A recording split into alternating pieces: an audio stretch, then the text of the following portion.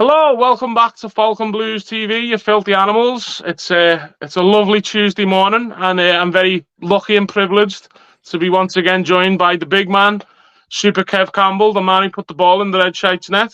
Kev, good morning. Thanks for coming on.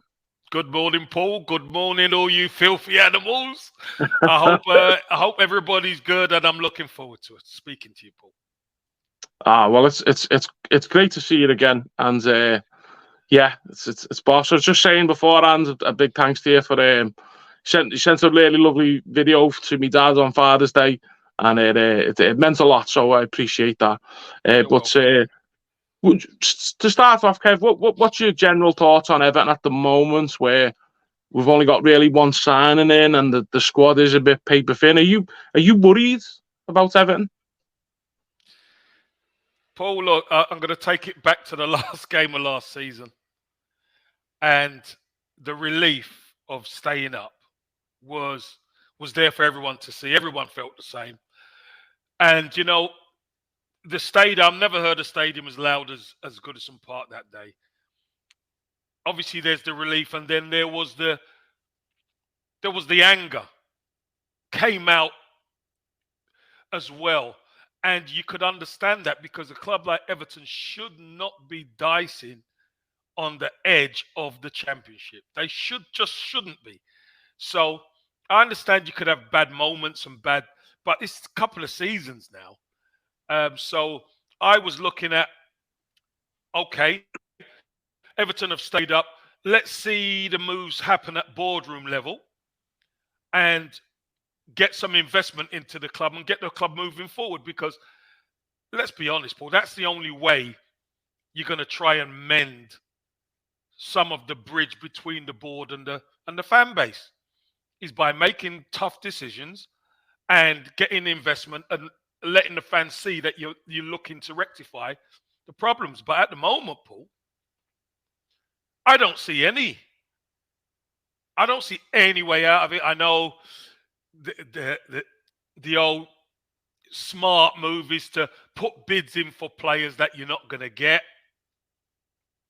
Yeah, we've seen that a few times. Exactly. You can't fool the Evertonians. Come on, you can't fool the Evertonians. Evertonians are smart people. They know their football, and they've seen all this stuff before. So I just sincerely hope that something can get done at board level to get some money into the manager's hands so he can really strengthen. Yeah, and it's a good point about what you made about these making bids for players you're not going to get. I'm old enough to remember when Alan Shearer was on the verge of a 15 million deal to Newcastle. It was reported Everton bid 10 million, which is just proper Everton to me. It's like, yeah, 15. Would you take 10? Yeah, but yeah, it is getting a bit concerning, really. And you know what? Like, I was quite pleased to see the signing of Ashley Young, to be honest. I know he's 38, but he's a solid pro. He can play right back, left back. Our full backs are always injured. And also, as well, he played the last 11 games at right back for Villa. They won 8 games. Yeah. What's your thoughts on Ashley's? Yeah. Listen, he's a good pro. I think there's a severe lack of that at Everton. I know there are some good pros. Seamus is I'm so pleased. The one thing they've got right is definitely signing Seamus. I know Tarky's a good lad. And there'll be some good pros there, but where's all the experience? I think Yerry Mina was a good lad. He had experience, but he's no longer at the club. So you need experience. You need players who can come in and help some of these young players to develop. And I think Ashley Young, it's a free, doesn't cost anything. So I think it's a good move. He's fit. He'll play his games. He's hardly ever injured. And that's usually the problem at Everton, isn't it? Where players come in and the availability just isn't there. Ashley Young is very rarely injured. So somebody who can come in and play either side and be a good backup. And when he does play, he'll make a good account of himself. A lot will be made of his age, but Everton have to sign a range of players. And it just so happens that Ashley Young's the first. We don't want him to be the only player, but Everton have to cut their cloth accordingly. So I don't even know how much money the manager's got to spend, Paul, if I'm honest with you. And that's the big worry for me. Yeah, I don't think. I don't think anyone really knows, but I know it was reported we've bid. Apparently, we got a bid turned down for the lad from Leeds, the winger Gnotto, who is a fast player, and we need a bit of pace. But if there was a realistic signing Everton could make, if let's say take money out of the question, or a realistic in our value. No, you can't take money out of the question because money plays such a big part in it, Paul. True. I think Everton need a striker. I think when you look at the squad, you can get away with certain things other places, but you can't get away with it as a striker. You cannot. And Everton suffered because Dominic Calvert-Lewin, couldn't keep fit. I think there were struggles when he wasn't there. Obviously, I just think Everton need a striker. I do. I just think Everton need a striker, Paul. And the quicker they can get a striker in, the better, because someone to play with Dominic Calvert-Lewin, someone who can play as a forward, more goals. Everton need more goals. Because if Everton had another player who would score goals last season, Everton wouldn't be in the position they were in. So that's a massive plus for me. They need another player who can stick the ball away. Yeah, and that's hopefully someone with a bit of experience as well. I remember yourself when you first come into the club. We had good young players like Franny Jeffers, Danny Cadamarteri. Yeah. Oh, we met and interviewed Danny Cadamarteri last year. What a great guy! What a character! He's a great character. He really is. He really is, and he was such a nice lad, and he could play. And he could play wide. He could play striker. He was a handful, Danny. So, but when I came in, just didn't have the experience, and that counts. That really does count. Now, I don't see Everton being linked with a lot of experienced players. I quite like the link with Dembele. I like Dembele on a free as well. He's a free. So, is there excuse? There's no excuse. That's somebody you can make it work with, and he knows the Premier League. He's played for a lot of top clubs around Europe, and he's still young. What is he? 26? Yeah. I think he's about 26, maximum 27. So he's the right profile. He's not even hit his peak yet. So I think he would be someone who could do a job at definitely at Everton. Yeah, I remember he's done really well, especially at Celtic as well. Quite a few years ago, and then it was Lyon. So, yeah, on a free, that makes a lot of sense to me. So, Kev, I know it's been in the news quite a bit, and Dele's done a really great interview with Gary Neville.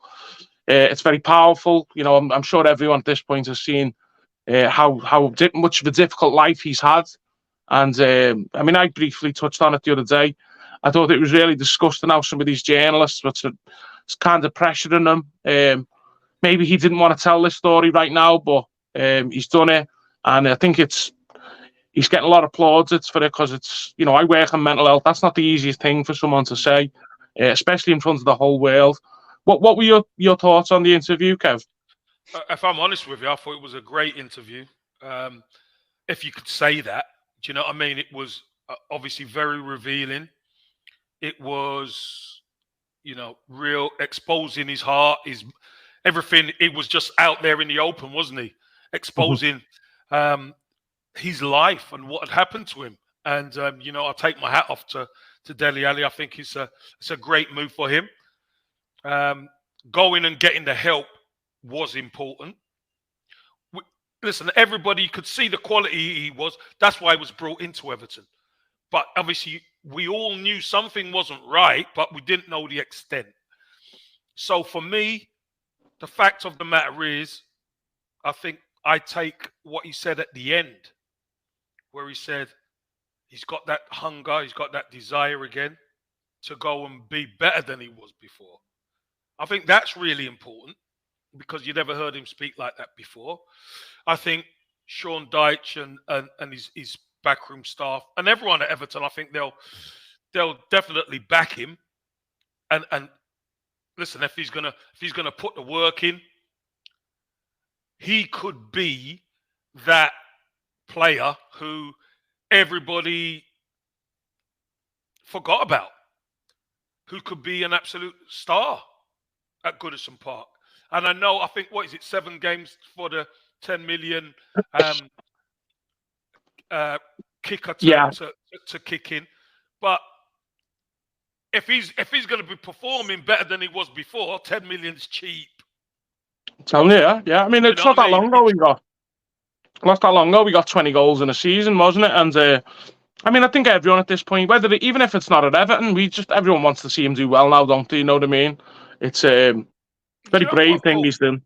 Do you know what, Paul? Listen, he's at Everton. He's at Goodison Park. Now, could you imagine him leaving Everton and going on and scoring a bundle of goals and being brilliant somewhere else? Of course I could. Yeah, I could see that happening though. But it makes no sense. He's in the building. Let's look after him and let's get him to a point where he feels comfortable enough. Everton have been there for him, as he said. He can't thank Everton enough.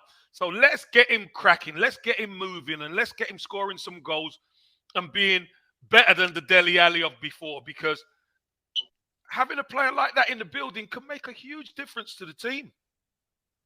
Yeah, it could be an answer to a lot of our problems. And I remember when he was first signed by Lampard, and I thought, tell you what, this is a good signing. I know he's not been in the best of form, but now we can see why, obviously. And listen, sometimes if you think you like spin hard or you like spin tough, then take a listen to what that lad's been through and look how far he's come already. You know what I mean? It's a real credit, I think. So, and it's going to open up a lot of more views to it, and maybe it'll give a lot of men the courage to come out and talk about the mental health, because there still is a little bit of stigma there where it's the old days of the strong silent type, and it's good to see someone use that platform for such a positive thing, really, to come out of a negative as well. Paul, just like anything, when you're dealing with men have to get to a point where they're happy and open enough to speak, because that is being a man is hard. It's not easy, especially in certain fields where it could be seen as weakness. Let's be honest, it can be seen as a weakness in some instances, but we do know sharing does help. Sharing can halve the weight, could take the weight off your shoulders, and it could make a huge difference. And Dele Alli's done that, and fair play to him.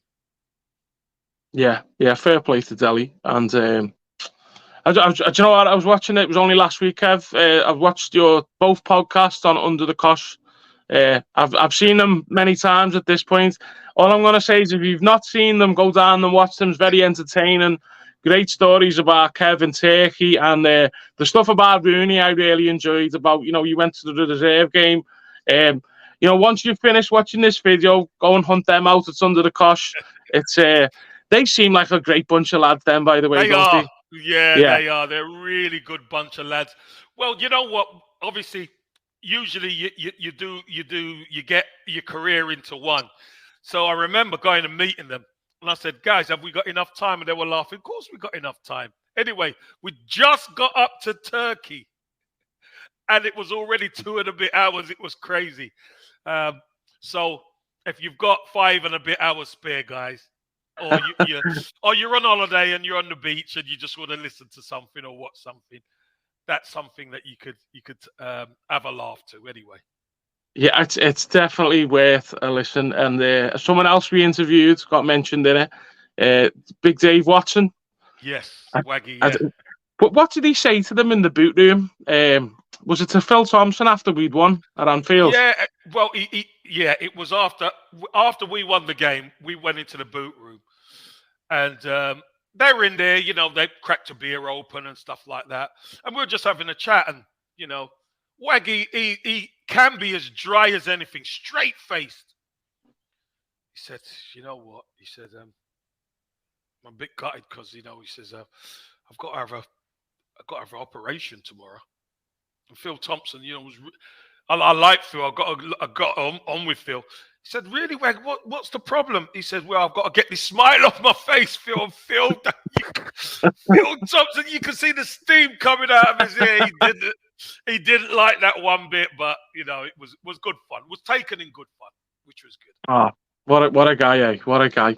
Hey, but listen, Kev, I've got one final question, but before we do that, just want to thank everyone for watching. Don't forget to press that like and subscribe button. Sorry, smash that like and subscribe button, I'm told is what to say.